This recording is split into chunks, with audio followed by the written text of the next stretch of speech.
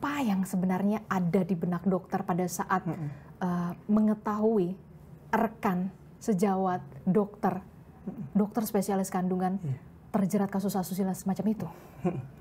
Jadi ya tentu yang pertama kali sangat disayangkan ya. Jadi secara umum ada beberapa masalah di dunia kedokteran dan secara khususnya ada di bagian kebidanan dan kandungan ya, dokter kandungan. Terutama kebetulan juga saya sebagai dokter kandungannya tentu sangat menyayangkannya kok seperti ada oknum di profesi saya yang mungkin melakukan kekeliruan atau hal yang tidak berkenan lah di masyarakat. Tentu hal ini kita sebagai masyarakat, saya pribadi sebagai dokter kandungan dan seluruh masyarakat yang ada di Indonesia, kita tentu tetap harus bijaksana dalam menyikapi masalah ini. Yang pertama, selain kita sayangkan, kita berdoa agar semua proses hukumnya berjalan dengan lancar, seadil-adilnya ya, agar tentu menyelesaikan masalah ini.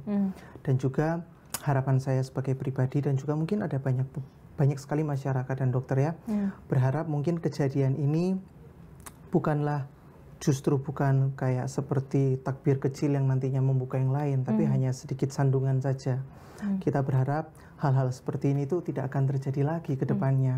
Kayak yang kita harapkan tentu dunia kedokteran di Indonesia semakin maju, bersaing dengan negara lain baik dalam hal teknologinya dan tentu yang paling penting dalam hal etika dan empati terhadap dokter terhadap pasiennya. Karena setahu saya ketika ingin menjadi pekerja medis begitu ya, baik itu dokter, perawat, kemudian bidan, itu adalah panggilan jiwa ya dok? Iya betul sekali ya.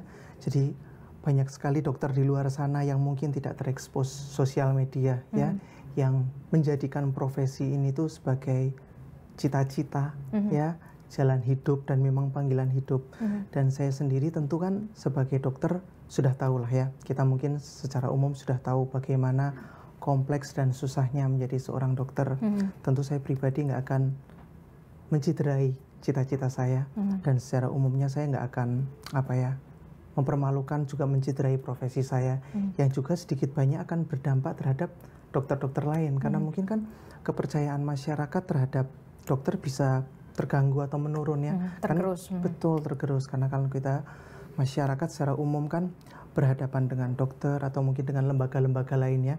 Jika ada satu oknum yang bersalah, itu bisa menyebabkan dampak yang besar. Dan oleh sebab itu makanya saya selalu bilang kita bijaksana. Kita selalu menyikapi secara bijaksana. Apa yang terjadi mungkin hanya oknum saja ya. Banyak sekali dokter yang tidak terekspos di sosial media yang jauh lebih baik, yang mendedikasikan dirinya betul-betul untuk pasien. Begitu.